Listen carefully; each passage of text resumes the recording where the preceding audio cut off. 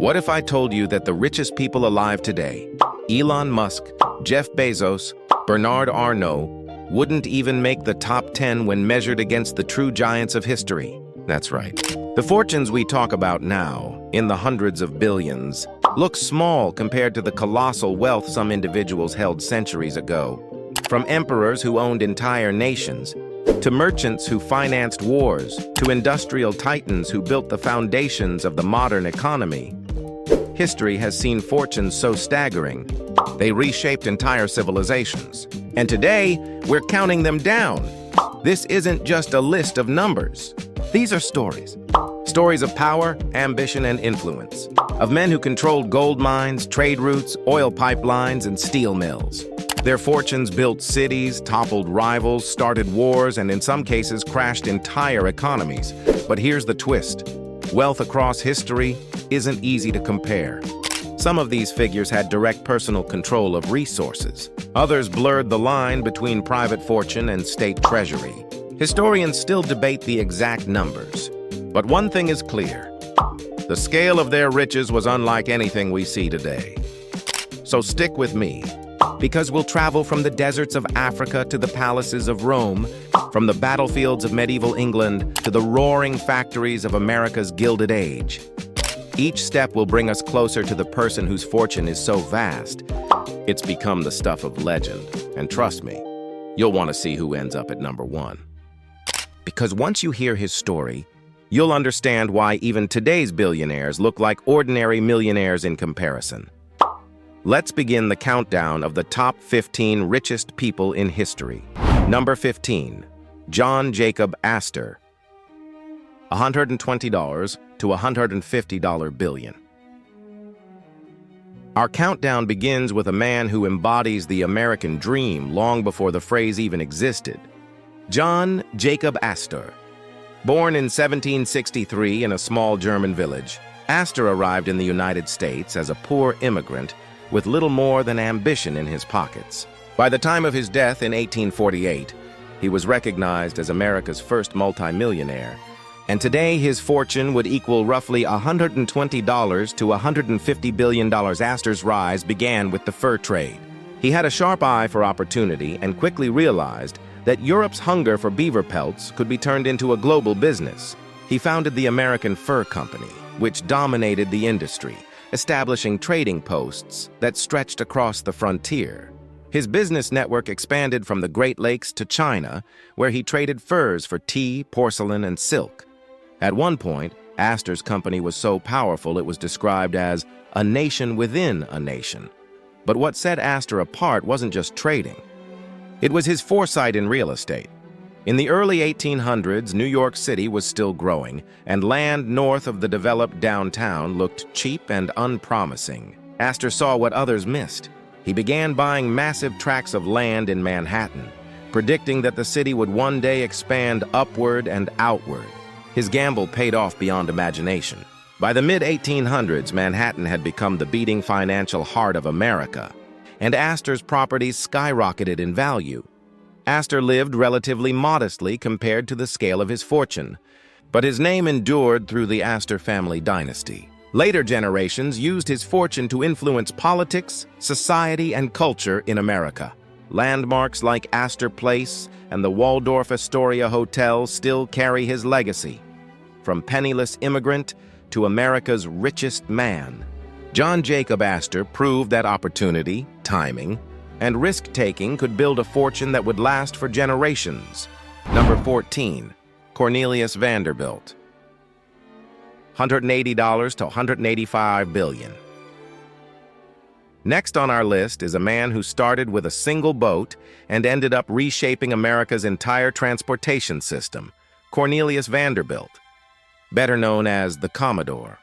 Born in 1794 on Staten Island, New York, Vanderbilt grew up poor and left school at just 11 years old to work with his father's ferry business. By the time of his death in 1877, his fortune was worth more than $180 billion in today's dollars, making him one of the wealthiest men of the 19th century. Vanderbilt's first real business venture came when he borrowed just $100 to buy his own small sailing vessel at age 16. He used it to ferry passengers and goods around New York Harbor. And with relentless work ethic, he expanded rapidly. By the 1820s, Vanderbilt had moved into the steamboat business, undercutting competitors with lower fares and faster service. His aggressive tactics often drove rivals out of business. Once he controlled the market, he raised prices again, cementing his dominance. This earned him both admiration and fear in equal measure. But Vanderbilt didn't stop at the waterways. In the 1850s, sensing that America's future was on rails, he turned to the booming railroad industry. At nearly 70 years old, he began consolidating smaller, struggling railroads into massive systems. His crowning achievement was the creation of the New York Central Railroad, which connected New York with Chicago and the Midwest. This network not only transformed American commerce, but also made Vanderbilt a legend in the Gilded Age. Despite his ruthless reputation, Vanderbilt also left a philanthropic legacy. In 1873, he donated $1 million to establish Vanderbilt University in Nashville, Tennessee. At the time, one of the largest charitable gifts in U.S. history, Vanderbilt's story is the classic tale of relentless ambition. From a ferry operator's son to a titan who controlled the backbone of America's transportation, he embodied the raw drive of the industrial age. His name lives on not just in history books, but in rail lines, universities, and the enduring legend of the Commodore. Number 13. Henry Ford. $200 billion. When you think of cars, one name always comes to mind: Henry Ford. Born in 1863 on a farm in Michigan, Ford didn't invent the automobile, but he transformed it from a luxury toy for the rich into a product that ordinary families could afford. That vision not only changed the way people lived and worked, but also made Ford one of the richest men in history. With an estimated fortune of around $200 billion in today's terms, Ford's fascination with machines began early. As a boy, he was more interested in taking apart watches and engines than farming. At 16, he left home to work as a machinist's apprentice in Detroit, where he developed his technical skills. By the late 1890s, Ford was working for the Edison Illuminating Company, and in his spare time, he built experimental gasoline-powered vehicles. In 1903, Ford founded the Ford Motor Company, but success didn't come overnight. His first attempts at producing cars failed, and investors nearly gave up on him. Everything changed in 1908 with the introduction of the Model T, a simple, durable, and affordable automobile that revolutionized transportation. The secret to Ford's empire wasn't just the car itself, but how it was made. In 1913, he perfected the moving assembly line, which slashed the time to build a car from over 12 hours to just 93 minutes. This innovation drove costs down so dramatically that the Model T became accessible to the American middle class. By the 1920s, millions of families owned one, and Ford had changed the world forever. Ford was also known for his bold labor policies. In 1914, he shocked the business world by announcing a $5-a-day wage, more than double the average worker's pay. Critics called it reckless, but it reduced turnover, boosted productivity, and allowed his workers to buy the very cars they were building. Despite controversies over his personal views and harsh management style, Ford's legacy is undeniable.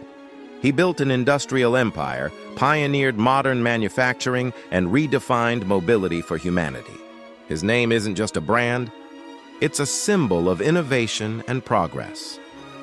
Number 12. Marcus Licinius Crassus. $200 to $220 billion. Before there were oil barons and steel magnates, there was Marcus Licinius Crassus, the man often remembered as the richest man in the Roman Republic. Born around 115 BCE, Crassus lived in an era of political upheaval, civil wars, and shifting power. Yet he managed to amass a fortune, so vast that historians estimate it would equal around $200 to $220 billion in today's money. Crassus's wealth didn't come from inheritance alone. It came from ruthless strategy and an uncanny ability to spot opportunity. He was notorious for buying up properties during crises. When Rome suffered fires or political unrest, property values would plummet. Crassus would swoop in, purchase land for pennies, and then rebuild or rent it out at a massive profit. At one point, he owned so much property in Rome that people joked, nothing burned in the city without Crassus profiting from it. But real estate wasn't his only business. Crassus also made fortunes from silver mines in Spain and vast agricultural estates run by enslaved labor.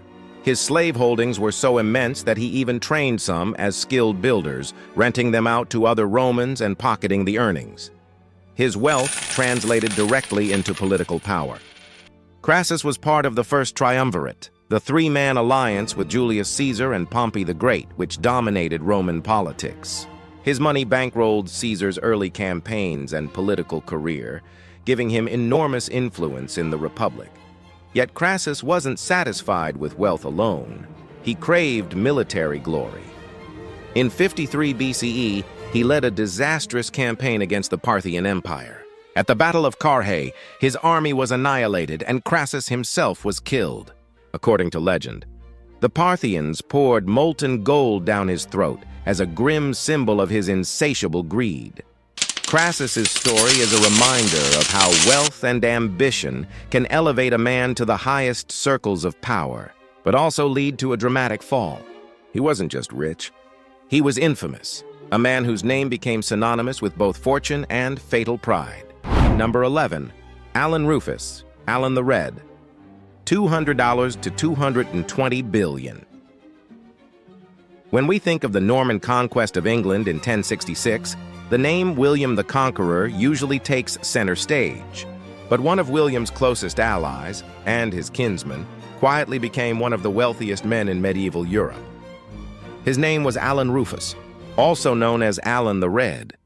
Historians estimate his fortune at the time of his death in 1093 would equal $200 to $220 billion today. Alan was a nobleman from Brittany in modern-day France. When William invaded England and defeated King Harold at the Battle of Hastings, Alan fought at his side. As a reward for his loyalty, William granted him vast estates across England, especially in the rich lands of Yorkshire. Alan's holdings were so extensive that he became one of the largest landowners in the country, second only to the king himself. Much of what we know about his wealth comes from the Domesday Book of 1086, a detailed survey of land, property, and resources across England. According to this record, Alan controlled over 250 manors, including valuable agricultural estates, towns, and castles. His main seat was Richmond Castle in North Yorkshire, one of the strongest fortresses of its age. Alan's influence wasn't just about land, it was about power. His estates gave him enormous revenues in crops, livestock, and rents, allowing him to maintain armies and support William's rule. His wealth also ensured his independence. He could negotiate directly with the king as an almost equal in strength and resources. Interestingly, Alan Rufus lived relatively quietly compared to some other magnates. He never crowned himself king or launched rebellions. Instead, he used his wealth to consolidate Norman power in the north of England, where resistance to Norman rule was strongest. When Alan died in 1093, he left behind not only incredible riches, but also a dynasty that continued to wield influence for generations. His story is often overshadowed by William's, but in sheer wealth, Alan the Red was one of the richest individuals the medieval world had ever seen.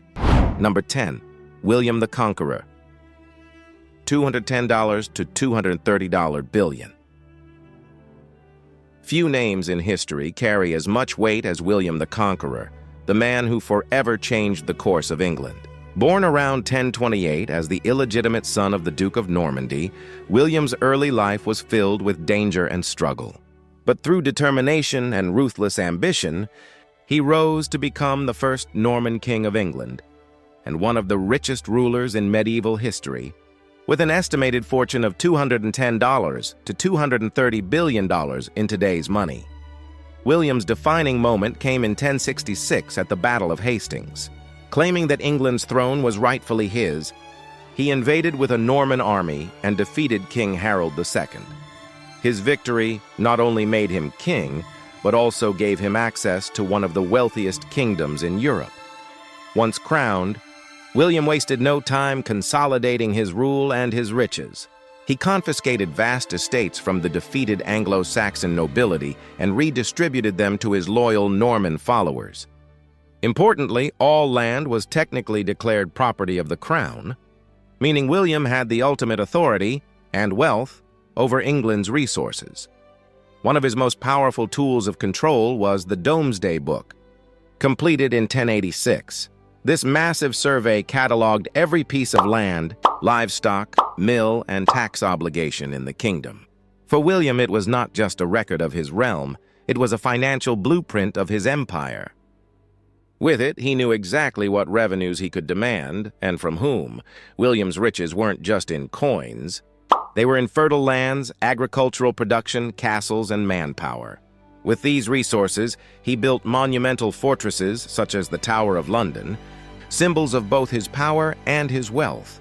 Though often remembered as a brutal conqueror, William's reign laid the foundation for modern England's monarchy and feudal system. His fortune was vast not simply because of what he seized, but because he turned an entire nation into a revenue machine under his crown. From a bastard child in Normandy to the ruler of England, William's story is one of the most dramatic rags-to-riches tales in world history, and his place among the wealthiest of all time is well-earned. Number 9. Jacob Fugger, the Rich. $220 to $250 billion. In the world of Renaissance Europe, few names carried as much financial power as Jacob Fugger. A man so wealthy he was literally called Jacob the Rich. Born in 1459 in Augsburg, Germany, Fugger transformed his family's modest textile business into a financial empire that shaped the politics of Europe.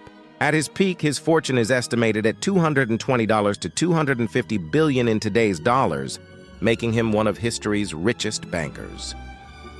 Fugger's rise began in the family's cloth trading, but he had bigger ambitions. He quickly expanded into banking and mining, industries that were fueling Europe's transformation at the dawn of the modern age. His greatest financial coup was securing monopolies on silver and copper mines in regions like Tyrol, Hungary, and Bohemia. Copper, in particular, was vital. It was used for minting coins and weapons, and Fugger's near monopoly gave him unmatched influence over European economies. But it wasn't just business. Fugger knew how to use money to buy power. He became the personal banker of the Habsburg dynasty, lending enormous sums to rulers like Maximilian the Rhine and Charles V. In fact, Charles V's election as Holy Roman Emperor in 1519 was largely bankrolled by Fugger's loans, a reminder of how wealth could literally decide the fate of nations. Fugger also broke with tradition. At a time when the Catholic Church still banned usury, the charging of interest on loans, he openly practiced it, pioneering modern banking practices that would later become standard. His legacy wasn't only financial. In 1516, Fugger founded the Fuggerei in Augsburg, a housing settlement for the poor that charged symbolic rent. Remarkably, the Fuggerei still exists today, making it the oldest social housing project in the world. Jacob Fugger died in 1525, but his influence endured. He wasn't a king or an emperor, but his fortune rivaled theirs. He proved that in the Renaissance, money itself could be as powerful as armies, crowns, or thrones. Number 8. Mir Osman Ali Khan, Nizam of Hyderabad, $230 billion. At the height of his reign in the early 20th century, Mir Osman Ali Khan, the 7th Nizam of Hyderabad, was considered the richest man in the world. Born in 1886, he ruled from 1911 until Hyderabad was integrated into India in 1948. His estimated fortune, adjusted for today, stood at around $230 billion, a staggering sum that placed him among the wealthiest rulers in history. Osman Ali Khan inherited an empire that was already prosperous. The princely state of Hyderabad was rich in land, resources, and especially diamonds. The famous Golconda mines, legendary for producing gems like the Koh-i-Noor and Hope Diamond, lay within his territory.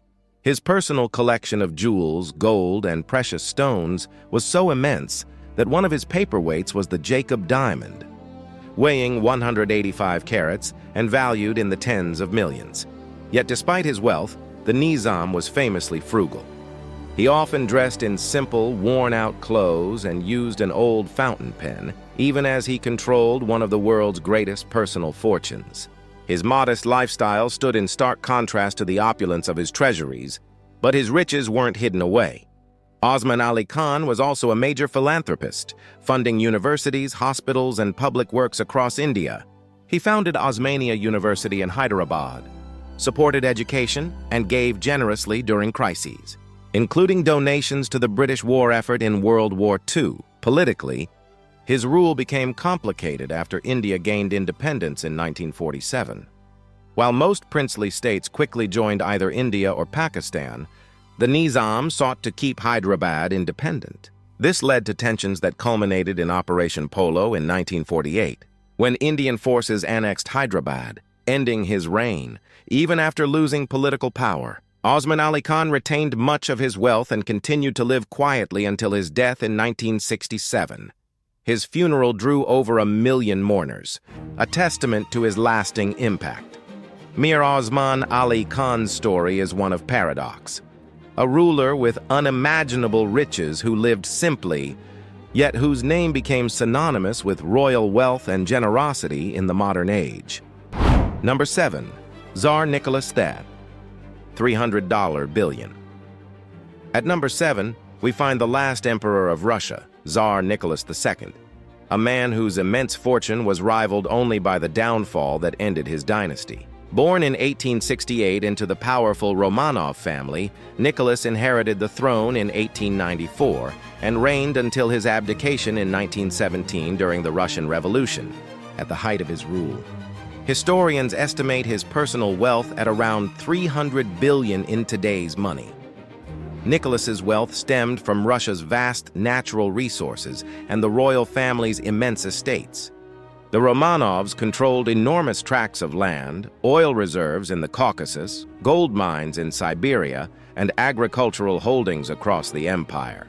Palaces like the Winter Palace in St. Petersburg and the Catherine Palace showcased their luxury, while their jewelry collections included the legendary Fabergé eggs, custom-made treasures encrusted with diamonds, emeralds, and sapphires. What made Nicholas's wealth particularly striking was the fact that, under Russian law, the Tsar technically owned all the land of the empire. While much of it was administered through the state, his personal access to its riches made him one of the wealthiest monarchs of all time. But immense wealth often creates distance, and Nicholas was criticized for living in opulence while ordinary Russians faced poverty, famine, and unrest. His reign was plagued by crises, from the disastrous Russo-Japanese War to the bloody Sunday Massacre of 1905, when peaceful protesters were fired upon in St. Petersburg. These events fueled growing resentment. World War I became the final breaking point. Russia's devastating losses, combined with food shortages and economic collapse, led to mass protests and mutinies. In 1917, Nicholas was forced to abdicate, ending more than 300 years of Romanov rule. The following year, he and his family were executed by Bolshevik revolutionaries, and much of their fortune was seized by the Soviet state. Even so, rumors persist that some of the Romanov wealth, jewels, gold, or hidden accounts may have been smuggled abroad and remain undiscovered to this day. Tsar Nicholas II's story is one of extremes, staggering riches and absolute power, followed by tragedy and collapse.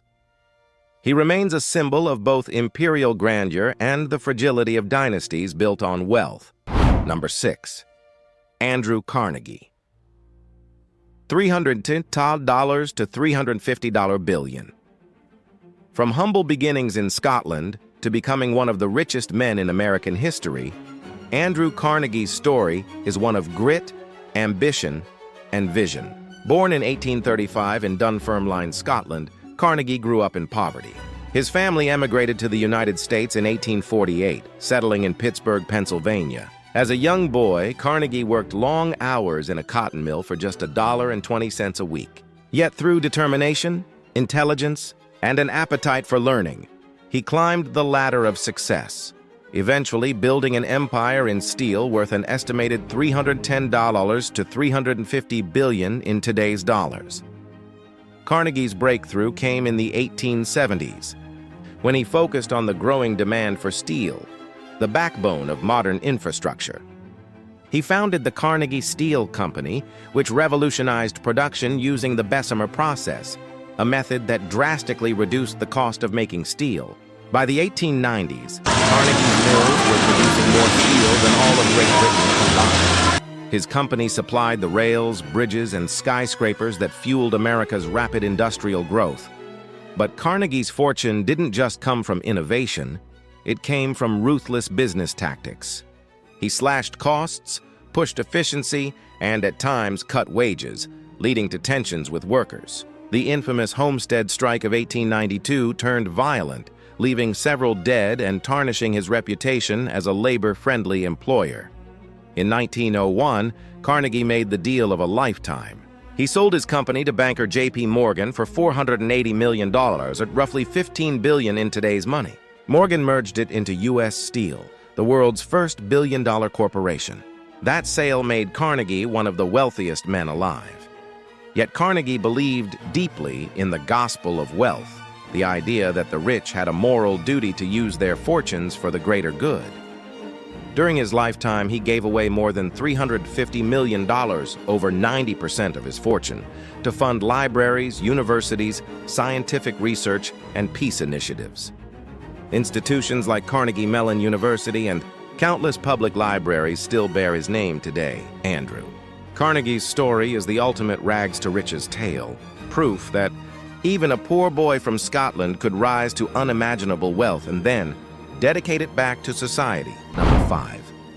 John D. Rockefeller. $340 to $400 billion. If Andrew Carnegie was the steel king, then John D. Rockefeller was the emperor of oil. Born in 1839 in Richford, New York, Rockefeller grew up modestly with a father known for his questionable reputation. But young John, disciplined and ambitious, turned those humble beginnings into a fortune now estimated at $340 to $400 billion in today's money. Rockefeller's rise began during America's 19th century oil boom. In 1870, he co-founded the Standard Oil Company, and from there he built an empire. Standard Oil didn't just grow, it dominated. By undercutting rivals, buying out competitors, and securing secret railroad deals, Rockefeller built a monopoly. At its peak, Standard Oil controlled nearly 90% of U.S. oil refining. Pipelines, refineries, and distribution networks stretched nationwide, making oil cheaper for consumers, but funneling unimaginable profits to Rockefeller. His ruthless tactics made him a symbol of the robber baron era. Public outrage grew, and in 1911, the U.S. Supreme Court ruled Standard Oil an illegal monopoly, breaking it into over 30 smaller companies. Ironically, this breakup only increased Rockefeller's wealth, as the spin-offs, including ExxonMobil, Chevron, and ConocoPhillips, thrived. Yet Rockefeller was not only a hard-edged businessman. Deeply religious, he believed wealth was a trust from God and gave away over $500 million in his lifetime. His philanthropy funded universities, medical research, and public health campaigns. The Rockefeller Foundation, founded in 1913, supported global health initiatives, vaccine development, and helped the University of Chicago rise to global prominence. Despite his immense fortune, Rockefeller lived frugally, keeping detailed records of expenses and even handing out dimes to children as lessons in thrift. When he died in 1937 at age 97, his name had become synonymous with both ruthless power and generous philanthropy. Number 4, Akbar the Great, $400 to $500 billion. At number 4, we travel back to 16th century India, where Akbar the Great, the third emperor of the Mughal Empire, ruled one of the wealthiest and most powerful states in the world. Born in 1542, Akbar came to the throne at just 13 years old after the death of his father, Humayun. By the time of his death in 1605, he had not only expanded his empire across most of the Indian subcontinent, but also overseen an economy that represented nearly 1/4 of the world's GDP. His personal wealth is estimated at $400 to $500 billion in today's money. Akbar's Fortune was tied directly to the strength of his empire. Through successful military campaigns, he expanded Mughal control across northern and central India, capturing fertile lands, rich trade routes, and thriving cities. He introduced a more efficient taxation system known as the zabt system, which assessed taxes based on land productivity. This system provided a steady stream of revenue to the imperial treasury and cemented his control over the vast empire. Trade was another pillar of his wealth. The Mughal Empire was positioned at the crossroads of East and West, and Akbar encouraged commerce in spices, textiles, precious stones, and silk. His court became famous for its opulence, filled with treasures, jewels, and works of art that symbolized both his wealth and cultural influence. But Akbar's legacy wasn't just in riches. He is remembered as one of the most enlightened rulers of his age, known for his policies of religious tolerance and efforts to unify a diverse empire. He invited scholars, poets, and artists from across the world to his court, creating a golden age of Mughal culture.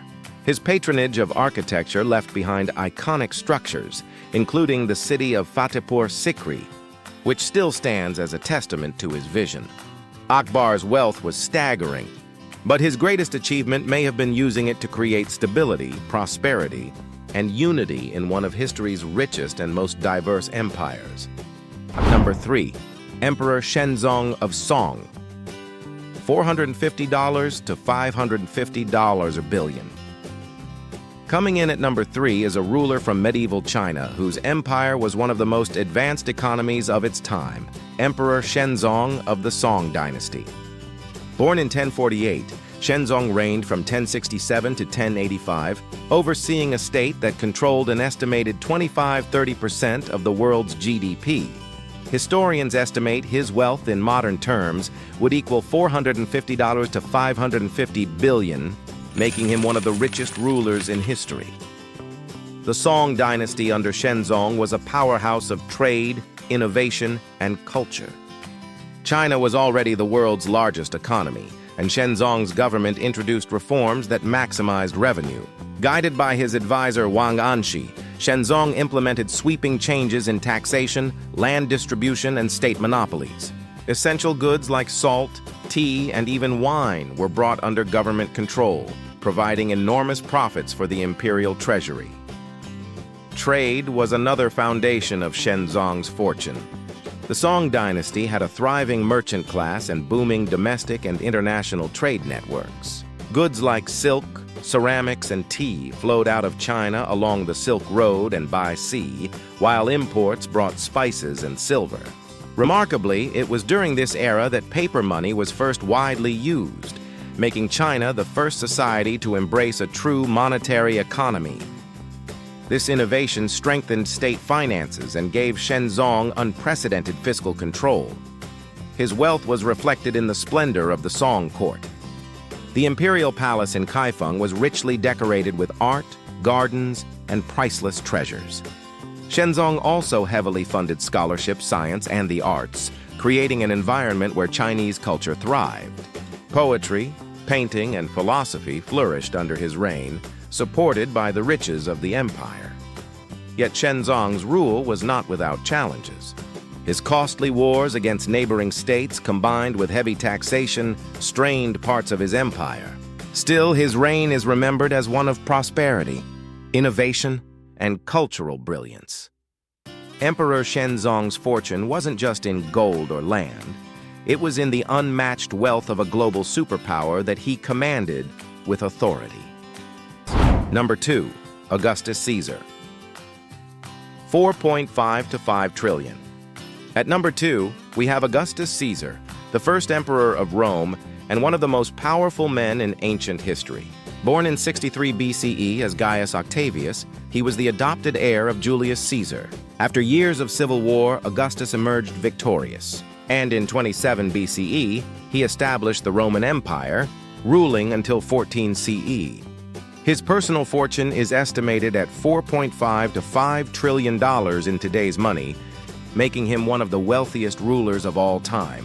Augustus's wealth came not just from inheritance, but from his near-total control over Rome's economy.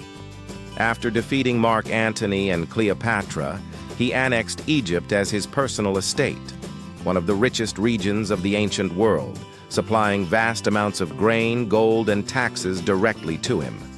In effect, Augustus controlled about 20% of the entire Roman Empire's GDP, giving him financial power on a scale few individuals have ever matched. He used this immense wealth to transform Rome. Augustus famously said he found Rome a city of bricks and left it a city of marble. He funded monumental building projects, aqueducts, and temples, reshaping the capital into a world-class metropolis. He also financed gladiatorial games, festivals, and free grain distributions to the poor, ensuring popular support. Augustus's fortune was so vast that it blurred the line between personal wealth and state resources. Yet his power and riches established Rome as the superpower of the ancient world and secured his place among history's richest rulers. Number 1. Mansa Musa, I of Mali. $400 billion plus, often called incalculable. At the very top of our list stands a man whose wealth is so legendary that historians struggle to even measure it. Mansa Musa, I of Mali. Born around 1280, Musa became emperor of Mali in 1312, ruling over one of the richest empires in African history. His fortune is often estimated at more than $400 billion in today's terms, but many say his true wealth was simply incalculable. The secret to Musa's riches lay in Mali's natural resources. His empire sat on some of the world's largest gold and salt deposits, commodities that were the lifeblood of global trade in the Middle Ages. At one point, Mali produced over half of the world's known gold supply, and as emperor, Musa personally controlled it. But his most famous moment came in 1324, during his pilgrimage to Mecca. Musa traveled with an enormous caravan, 60,000 people, soldiers, officials, and servants, along with hundreds of camels carrying literal tons of gold. Along the way, he gave out gold so lavishly that in Cairo, his generosity actually caused inflation and disrupted the Egyptian economy for more than a decade. Beyond his fortune, Musa used his wealth to strengthen Mali as a center of learning and culture. He built mosques, schools, and libraries, and transformed the city of Timbuktu into a hub of knowledge that attracted scholars from across the Islamic world. Mansa Musa wasn't just the richest man in history, he was also a visionary leader who used his wealth to leave behind a cultural and intellectual legacy that still inspires the world today. And there you have it, the top 15 richest people in history. From merchants and magnates to emperors and conquerors, these men weren't just wealthy, they reshaped the world around them. Their fortunes built cities, funded wars, created industries, and in some cases left legacies that still echo hundreds of years later. What's most striking is how their wealth compares to today's billionaires.